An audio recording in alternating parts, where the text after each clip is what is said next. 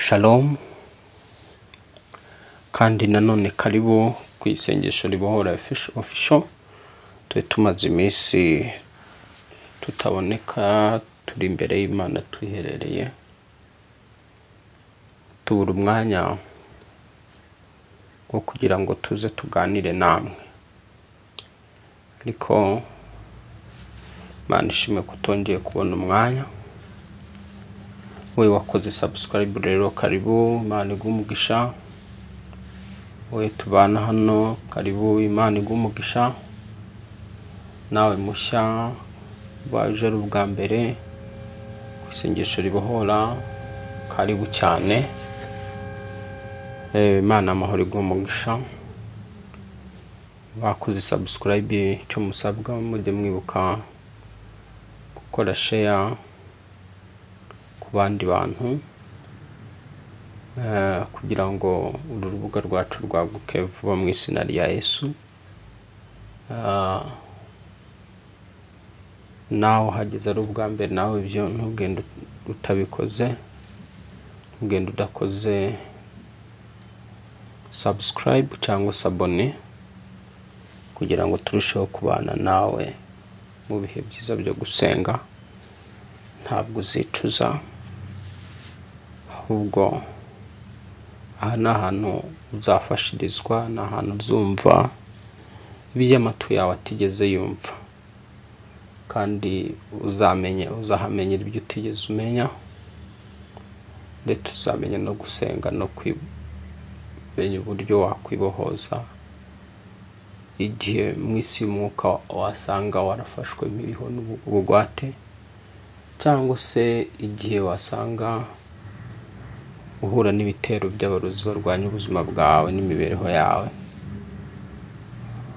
Uzahabohokera. Imana ikugirire neza. Reka mbere yuko twinjira mu mwanya mwiza wo gusenga n'ijambo ry'Imana, reka turarike Umwuka Wera kugira ngo azabane natwe. Mwuka Wera, ngwino ubane natwe kano kanya mu izina rya Yesu Kristo umwana w'Imana nzima. Mwuka Wera, uri umufasha, uri umuyobozi, uri umwigisha. Ni nawe ujye udusengera, kuko ijambo rivuga yuko tutazi gusenga nkuko bikwiye, ahubwo Umwuka Wera ari utuniheminiho. Niyo mpamvu dusabye kugira ngo Mwuka Wera ngwino mu mutima wanjye. Mwuka Wera vayo, ambara umutima wanjye, ambara akanwa kanjye, ambara amatwi yanjye, kwa jina la Yesu. Igihe cyose ubwami bw'umwijima bwashaka kubundikiza ubwonko, intekerezo cyeyurwe no kuboneka ku mwami Yesu Kristo hejuru yanjye, katika jina la Yesu. Umucyo w'ijuru wongere kunyambara mu izina rya Yesu Kristo umwana w'Imana nzima. Yesu wavuze yuko ntawe ugukurikira uzigera ugendera mu mwijima na hato, katika jina la Yesu. Yesu Kristo ngwino mu izina rya Yesu Kristo. Mpamagara ubwami bw'Imana hano ndi, katika jina Yesu, kugira ngo buhururukaho ndi, ingabo zo mu ijuru zirurukaho ndi, katika jina la Yesu. Batsinda urupfu n'ikuzimu. Ndirukana ubwami bw'umwijima n'imyuka mibi yose idafite umubiri n'amaraso, itagaragara, yaba iri aho ndi, ndayivema mu izina rya Yesu Kristo. Buri mwuka w'umuntu wese udafite umubiri n'amaraso, wabura ahangaha cyangwa ushaka kwitiza umubiri w'ikintu icyo ari cyo cyose, ndawutwika mu izina rya Yesu Kristo risumba amazina yose. Ntwitse umwuka wose waba uri ku muntu ndimo ndaganira nawe, watuma tumva, watuma adasobanukirwa aho ari na uyu muntu, nawe ndahamanura ubwami bw'Imana, katika jina la Yesu. Ubwami bw'Imana reka buza aho uyu muntu ari mu izina rya Yesu Kristo. Marayika w'Imana akore ku gutwi kwe k'umwuka n'ukw'imbere n'ukw'inyuma, kugira ngo kumve ibyo Umwuka Wera avugana nawe, katika jina la Yesu. Nanjye marayika akore ku gutwi kwanjye kugira ngo numve icyo Umwuka Wera avugana nanjye. Urakoze kuri Imana, mpa gusenga mu izina rya Yesu amazina yose. Amen. Umvise nsenga isengesho rivuga ngo ubwami bw'Imana buze aho ndi, ndetse nawe buze aho uri.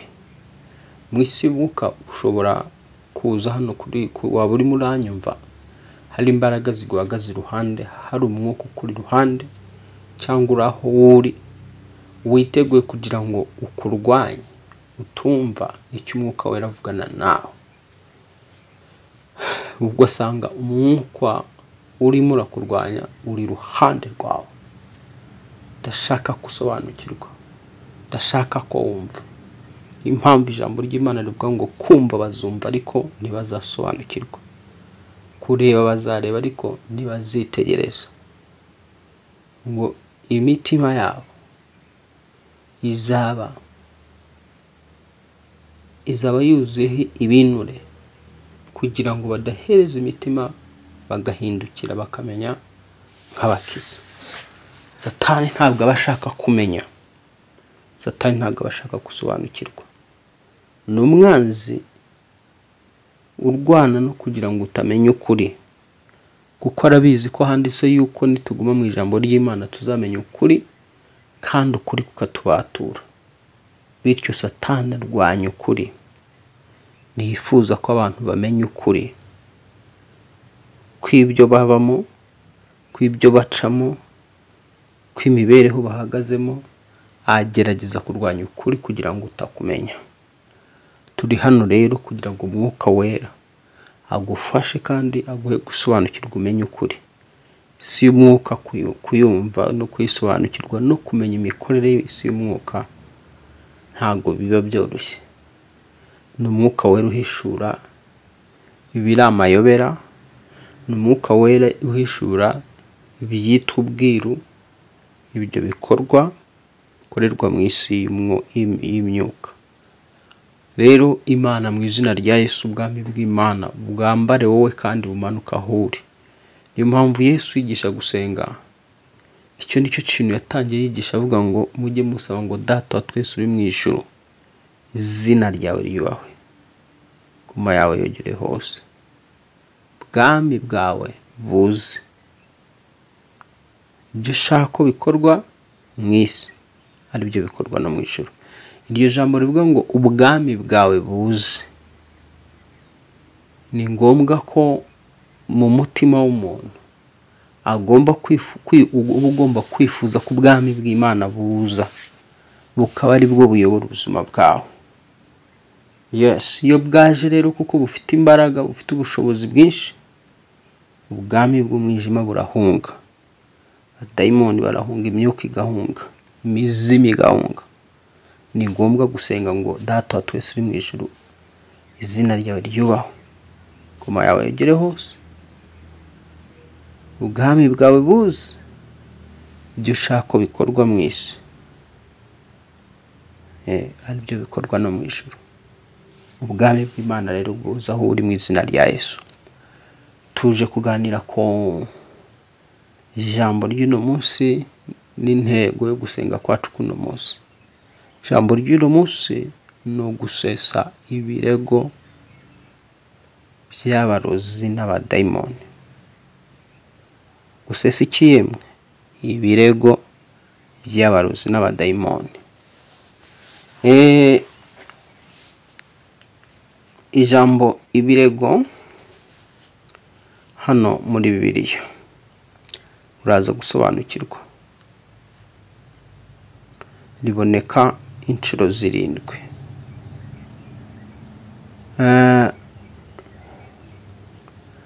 Sobanukirwa ko isi y'umwijima, isi y'umwuka, isi y'umwijima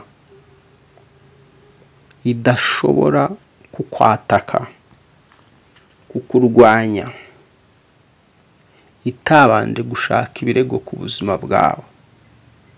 Babanza gushaka ibirego uregwa, abarozi bakurwanya, bakugenza, babanza gushaka ibirego uregwa mu isi yabo ya kirosi.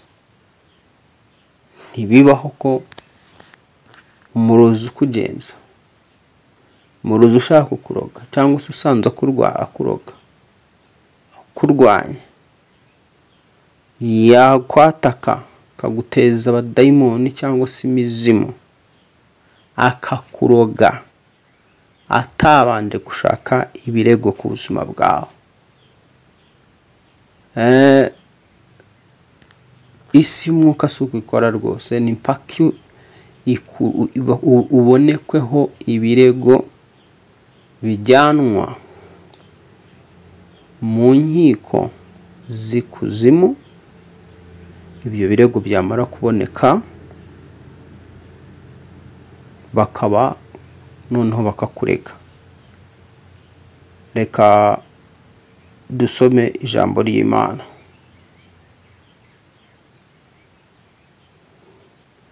Yobu 3:1-35. Reka dusome Yobu 3:1-35. Handitse ngo, iyaba hari unyumvise, dore ngiki igitekerezo cyanjye. Ishobora byose ninsubize, nanjye mbone ibirego byanditswe n'umwanzi wanjye. Uyu ni Yobu. Yarazi yuko Yobu ibimubaho inyuma yabyo hari ibirego aregwa. Niyo mpamvu mu gusenga kwe yararimo aravuga ngo, iyaba hari unyumvise, dore ngiki igitekerezo cyanjye. Ishobora byose ninsubize, nanjye mbona ibirego byanditswe n'umwanzi wanjye. Nuvuga ngo umwanzi wawe ni ngombwa yuko gushaka ibirego akakurega. Waba ubizi cyangwa utabizi, umenye ngo isi y'umwijima igendana n'ibirego. Kandi ibyo birego nk'uko byumvise avuze hano, aravuze ngo ishobora byose nanjye ninsubize, nanjye mbone ibirego byanditswe n'umwanzi wanjye. Inyuma y'ibibazo urimo uracamo, inyuma y'intambara urimo uracamo, ujye umenya ngo inyuma yaho izo ntambara ziterwa n'ibirego uregwa mu isi y'umwuka. Kandi mu isi y'umwuka ntibushobora kubura ibirego uregwa. Ntibibaho. Urugero rwa hafi tubona na Yesu ubwe ku giti cye kugira ngo afatwe. Uyu ni Yobu tubonye yuko arasobanukiwe yuko ibi byacamo n'ibyo anyuramo hari ibirego. Kandi wibutse mu ruhande rwa Yobu, uraje wumve icyo Satani yamureze. Uraje wumve Yobu yarezwe iki kugira ngo afatwe. Ese Yobu yarezwe iki kugira ngo yisange ari mu bibazo? Isi y'umwijima ni iki yamureze? Ese wowe ikurega iki? Ikurega iki isi y'umwijima? Ni ibihe birego bikuriho? Ugomba gusobanukirwa ibintu ukabimenya. Hanyuma niba ushaka ko gukuraho ibyo bibazo, ukamenya yuko isengesho ryose ribanza gukuraho ibyo bibazo ufite, rigusaba kugira ngo rigaruke, rikureho, hasibwe ibirego bikuriho mu isi y'umwuka. Aho duherukira hano kuwa gatanu, nababwiye yuko Imana yari yambwiye ko Satani n'abakozi be cyangwa se abarusi mu isi yabo bari mu minsi 14 yo kwesa imihigo. Kandi kwesa imihigo yabo kwabo ubwo nta kindi ni ya mihigo baba barihaye mu isi y'umwuka mu gace kaho bakorera. Tuvuge nk'aho utuye wowe, menya ngo hari umurozi ushinzwe uwo mudugudu uwugenza. Satani ubuyobozi bwe abwubaka ahereye mu muryango, akazamuka mu mudugudu, akazamuka mpaka ku rwego rw'igihugu. Sasa ubwo buyobozi bwe bucishwa mu barozi. Abo barozi muri buri mudugudu haba hari umurozi uroga uwo mudugudu ushinzwe, hari uw'akagari kugeza ku murenge ndetse no kugeza ku rwego rw'intara n'urw'igihugu. Rero mu buri gihembwe batanga raporo y'imihigo bahize y'ibyo bagomba kugeraho imbere y'umukuru wabo. Iyo batakoze barakubitwa cyane, barakubitwa. Igihe cyose rero bakorera ku gitutu gikomeye kugira ngo bagire gute, bahese imihigo baba barahise. Apana wowe mukristo ucika intege, ntugire umuhigo ngo uhige ubiti ngomba kugera kuri ibi byanga bikunda, noneho ngo ufate ibihe byo gusenga ubisengere udafite gucika intege. Bo ubwabo mu isi yabo ntibacika intege. Muri icyo gihe rero twabonye mu byakozwe n'intumwa, tubona ukuntu abagabo basaga 40 barahiriye bakavuga yuko batazarya batazanywa kugeza igihe mpaka ari uko bishe Pawulo yaziraga iki? Yaziraga ubutumwa bwiza, yaziraga inyigisho yigishaga batashakaga kumva. None izo ngizo bihinduka ikirego ko narimo arakwirakwiza inyigisho z'ibinyoma. Ubundi si umwijima ntiyabura ibirego, abarozi ntibabura ibirego. Ntabwo bashobora kugukurikira, ntabwo ushobora kwatakwa gutyo gusa. None reka turebe Yobu, we yarezwe iki? Niki Yobu yashinjijwe, yarezwe kugira ngo atezwe biriya bibazo byose?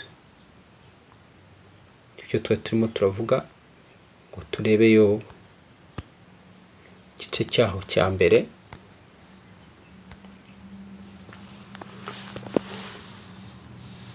Ku ijambo ry'Imana ritwereka ko yari n'umukiranutsi wubahaga Imana, akumvira Imana cyane. Noneho reka duhere ku murongo wa 6 ngo umunsi umwe abana b'Imana baje bashengereye Uwiteka, kandi na Satani yazananye nabo. Kumbe hano ukabona yuko iyo abantu bagiye gusenga na Satani agenda bakurikiye. Wowe uje kumva ijambo ry'Imana, uje hano kusengesha ribuhora, menya ngo ahantu hose umuntu abagiye Satani aba kuri inyuma. Impamvu wumvise twabanze gusenga twirukana umwuka wabura aho turi, tugahamagara ubwami bw'Imana, tuba tuvuga ibyo tuzi. Ngo Uwiteka abaza Satani, uturutse he? Nuko Satani asubiza Uwiteka ati, mvuye gutambagira isi no kuyizereramo. Uwiteka arongera abaza Satani ati, mbese witegereje umugaragu wanjye Yobu yuko ari nta wuhwanye nawe mu isi, ko ari umukiranutsi utunganye, wubaha Imana kandi akirinda ibibi? Urumva iryo jambo, akirinda ibibi. Musheri, niba ushaka gutsinda abadayimoni no gutsinda isi y'umwijima, irinde ibibi, ibibi bikube kure. Hano Imana iravuga ngo icyambere ukiranuke, icya kabiri wirinde ibibi. Ugomba kuba umukiranutsi ariko ukirinda n'ibibi. Ukirinda kuvuga nabi, ukirinda gutukana, ukirinda ibibi nawe uzi nyine. Noneho umva Satani icyo yasubije. Maze Satani asubiza Uwiteka ati, ariko se ugira ngo Yobu yubahira Imana ubusa? Ntiwagiye umurinda n'inzu ye n'ibyo atunze byose? Umva ikirego cya mbere. Abanje arega Yobu avuga ati, zigira ngo Yobu yubahira Imana ubusa? Ntiwagiye umurinda we n'inzu ye, uvuga mu yandi magambo we n'umuryango we, ndetse n'ibyo atunze byose.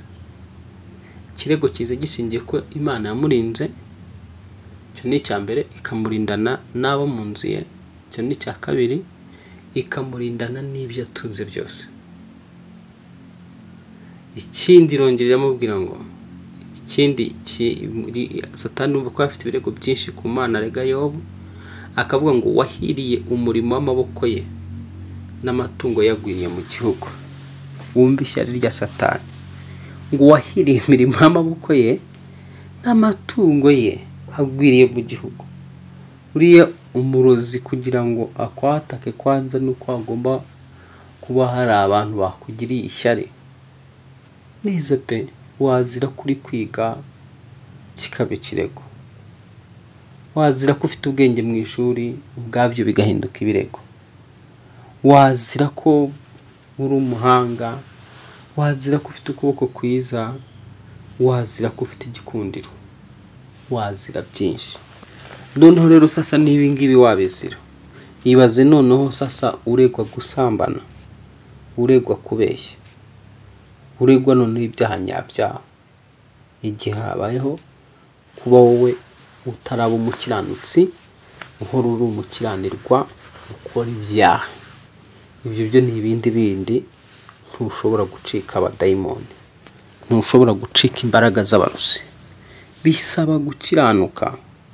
Uyu Yobu wumvise yuko yarezwe ko ari umukiranutsi ubaha Imana, akirinda ikibi. Noneho Imana ubwayo yari ibizi ko Yobu ari umukiranutsi, Imana ubwayo yari ibizi yuko Yobu yirinda ibibi. Ariko na Satani arasubiza ngo arasubiza murega avuga ati rega ntago Yobu yubahira Imana ubusa, ntabwo yubahira Uwiteka ubusa. Atangira asubiza ngo ntiwagiye umurinda n'inzu ye. Mu yandi magambo Satani yashaka kwataka Yobu, agasanga Yobu ariho uburinzi n'inzu ye. Yashaka kwataka ibyo atunze ngo abikubitishe inyatsi, agasanga Yobu n'ibyo atunze biriho iki? Uburinzi. Yashaka kugira ngo yatake imirimo y'amaboko ya Yobu, agasanga imirimo y'amaboko ya Yobu irarinzwe. Yashaka kwataka amatungo ye yaramaze kugwira mu gihugu, agasanga Imana yashyizeho uburinzi amatungo ye. Ariko byibuke kugira ngo Yobu arindwe, n'ibiyiwe byose birindwe, n'amatungo yarindwe. Umva icyo yakoraga. Ubwo dusubiye hejuru, dusubiye hejuru kugira ngo turebe icyatumaga Uwiteka amurinda.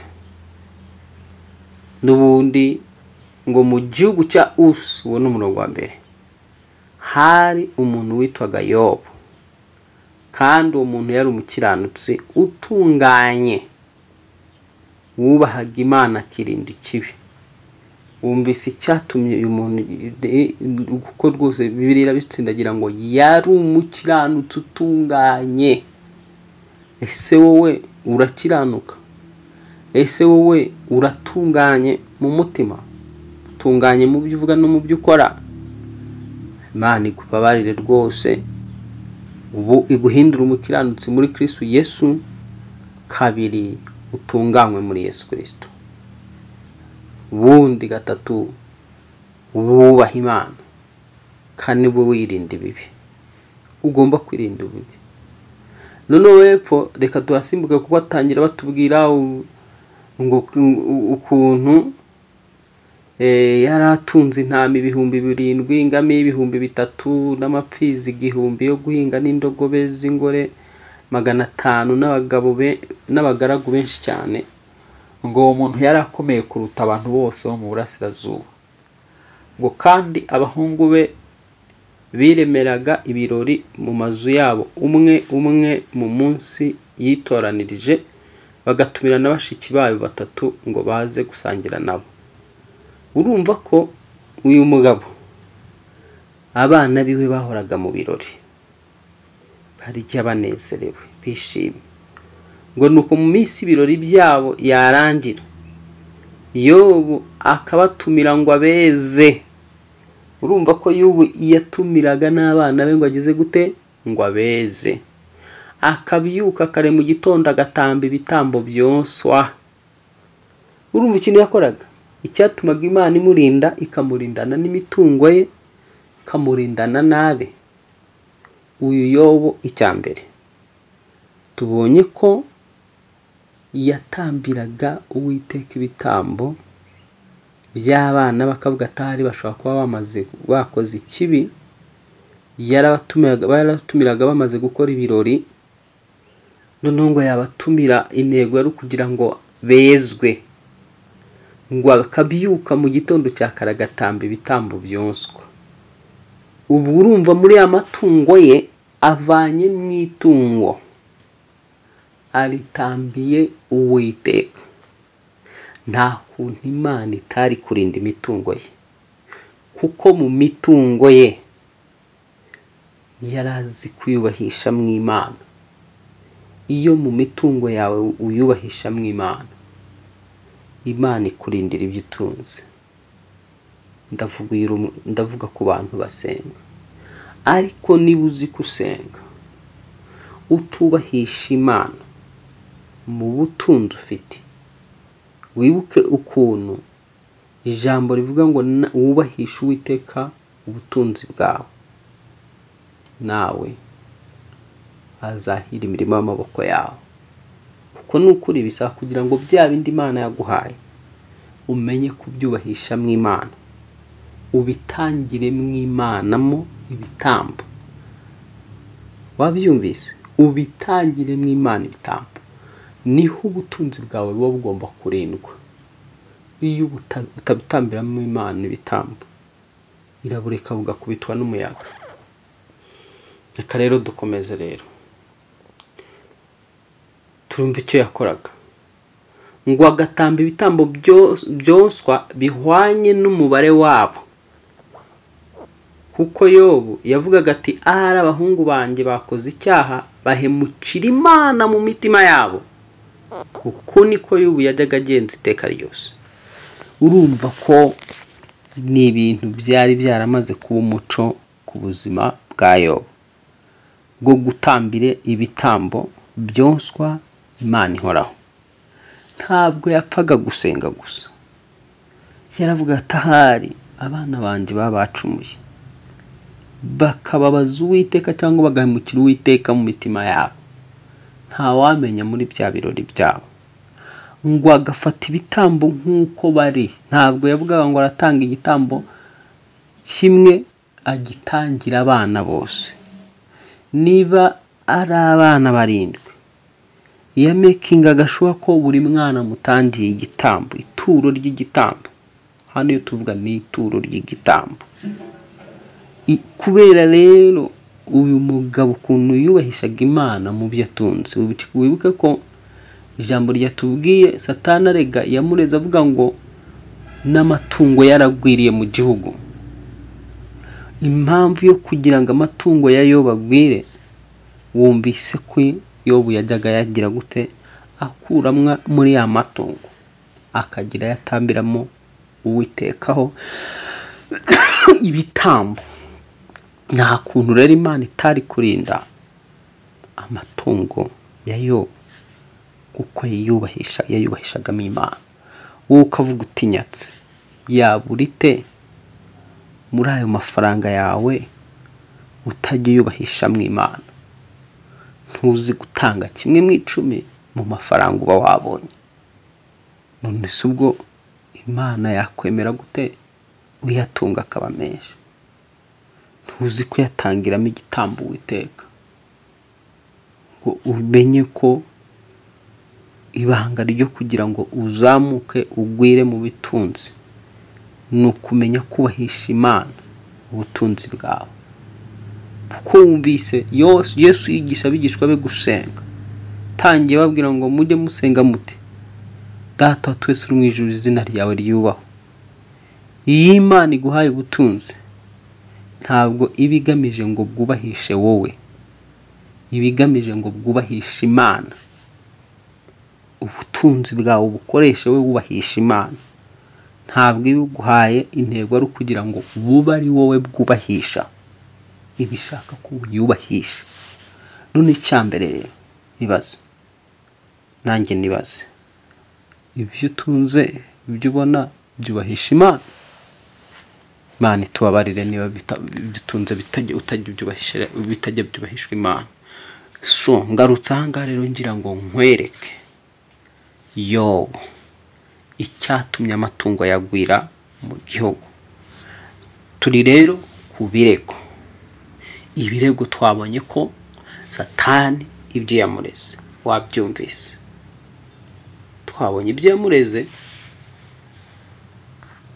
nta kindi yamureze. Yaratangiye avuga ngo ku murongo w'9 ngo maze Satani asubiza Uwiteka ati ariko se ugira ngo Yobu yubahira Imana ubusa? Ntiwagiye umurinda n'inzu ye n'ibyo atunze byose, wahiriye umurimo w'amaboko ye n'amatungo yagwiriye mu gihugu. Ariko rambura ukuboko kwawe ukore ku byo atunze, nawe azakwihakana imbere yawe. Urumva sha, rambura ukuboko kwawe ukore ku byo atunze, urebe ko atazakuvaho, urebe ko atazakwihakana, urebe ko atazaba umunyabyaha nk'abandi bose.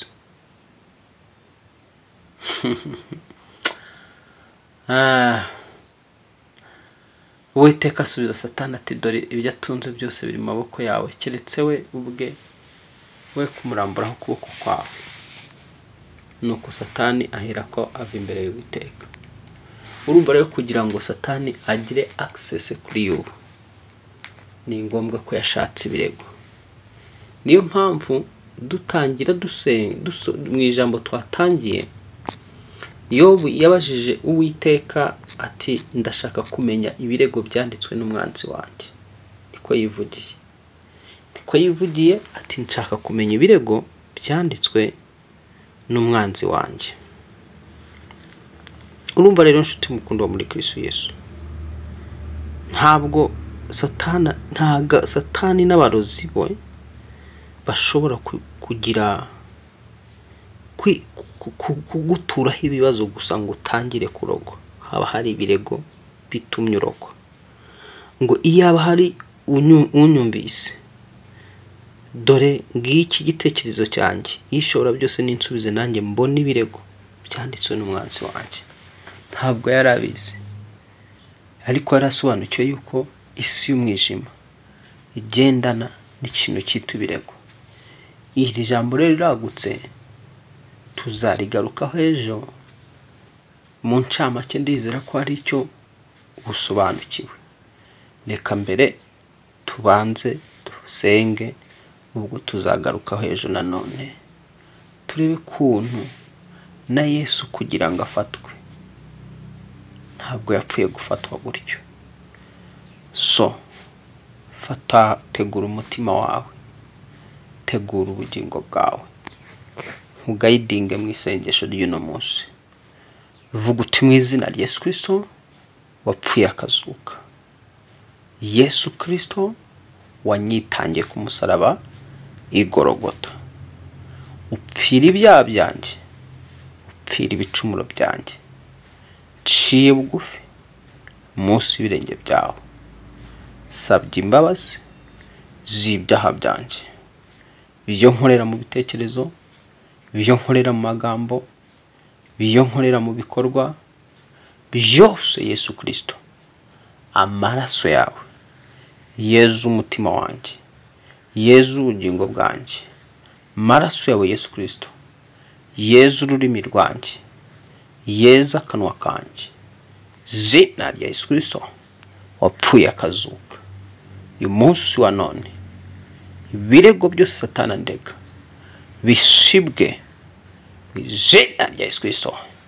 Iby'abarozi bandega bisibwe mu izina rya Yesu Kristo. Buri kirego cyose gihesha agaciro umwanzi, igihesha uburenganzira umwanzi kunkoraho, kunyataka, kuntera, ibihesha abarozi uburenganzira kumfata, kungendaho, ibi birego bitagaciro mu izina rya Yesu Kristo. Ndabisiba mu izina rya Yesu Kristo. Ibyanditswe n'umwanzi wanjye ungenza, ibyanditswe n'ababisha bangenza, umuriro w'Imana ubitwike. Nzandiko z'indega Mwami Yesu, handitswe yuko waziciye kano kanya. Buri rwandiko runega rucibwe rukatwe mu izina rya Yesu Kristo. Mu isi y'umwuka Uwiteka kubw'imbabazi zawe ohereza marayika wawe asiba ibirego bindiho mu izina rya Yesu Kristo. Asiba ibirego bindiho mu izina rya Yesu Kristo. Ibyo Satani andega akoresha iturufu rye, iby'abarozi barisha iturufu ryabo kugira ngo bantoteze, kugira ngo bambuze amahoro, kugira ngo bambuze kugera ku mugisha w'Imana, kugira ngo bambuze kugera ku Imana mpamagariye. Izina rya Yesu Kristo, abambuzaga kugera ku by'Imana yanteguriye baciye mu birego naregwaga mu isi y'umwuka, ndabisiba mu izina rya Yesu Kristo. Ndabisiba mu izina rya Yesu Kristo. Ndabisiba mu izina rya Yesu Kristo. Ndabisiba mu izina rya Yesu Kristo. Ndabisiba mu izina rya Yesu Kristo. Buri kirego cyose kiri mu isi y'umwuka, Mwami Yesu Kristo, cyarezwe njyewe, barozi bandeze bakaba ari cyo bari bahagazeho kugira ngo bantere, kugira ngo bandoge. Izina rya Yesu Kristo, ndasiba ibirego mu izina rya Yesu. Ndabisiba izina rya Yesu Kristo. Ndabisiba izina rya Yesu. Ndatura ngo amaraso Yesu Kristo abivanyeho, amaraso Yesu Kristo arabihanaguye kwa jina la Yesu Kristo. Izina rya Yesu Kristo, izina rya Yesu Kristo, wapfuye akazuka kubw'imbabazi zawe Yesu Kristo, kubw'ubuntu bwawe Yesu Kristo. Mwami, ndasaba kugira ngo uyu munsi wa none biciye mu kwizera ibirego byose bikurweho, biciye mu maraso yawe Yesu Kristo ibirego byose binkurweho, biciye mu rupfu rwawe Yesu Kristo ibirego byose binkurweho izina rya Yesu Kristo. Biciye mu birego warezwe ubwawe ibyari bindiho bimveho izina rya Yesu Kristo. Satani afata ubusa, abarozi bafata ubusa izina rya Yesu Kristo wa Nazareti. Marayika w'isumba byose ashwanyuze inzandiko zandegaga mu izina rya Yesu Kristo.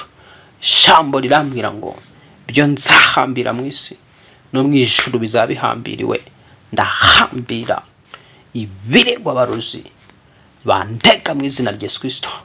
Ndahambira ibirego shinjwa mu isi ya kirozi, mu isi y'imyuka mibi, mbitesheje agaciro izina ryawe mugapfa akazuka. Ntabwo bazongera kubona ibyo bandega izina rya Yesu Kristo. Wapfuye akazuka Uwiteka kubw'ubuntu bwawe, kubw'imbabazi zawe. Umutima wirinda ikibi, umpakanwa kirinda kuvuga ibibi izina rya Yesu Kristo. Umpindura umukiranutsi w'ibihe byose izina rya Yesu Kristo. Mpinduka umukiranutsi mu byo mvuga, mu byo nkora izina rya Yesu Kristo. Watsinze urupfu n'ikuzimu kugira ngo umwanzi wanjye ungenza ntakabona ikibi icyo ari cyo cyose alega ubuzima bwanjye izina rya Yesu Kristo. Izina rya Yesu Kristo. Buri kibi cyose cyambonekagaho umwanzi wanjye yandegaga, umwanzi wanjye yandikaga, icyo kibi gisibwe gihanagurwe izina rya Yesu Kristo. Urakoze Mwami. Ibirego byose byatumye ntezwa uburwayi, ibirego byose byatumye abadayimoni bangira access bisibwe mu izina rya Yesu Kristo. Ibirego byose bituma abadayimoni bambuza umugisha w'Imana, bambuza gutera imbere, bambuza kwaguka, bambuza kugira ku mugambi w'Imana izina rya Yesu Kristo. Ibyo birego byose Yesu bisibe Yesu bivaneho ibinyimisha gutera imbere mu mwuka, gutera imbere mu buryo bugaragara. Izina rya Yesu Kristo, ibyo birego byose binshireho uhereye kano kanya kugeza iteka ryose. Izina rya Yesu Kristo.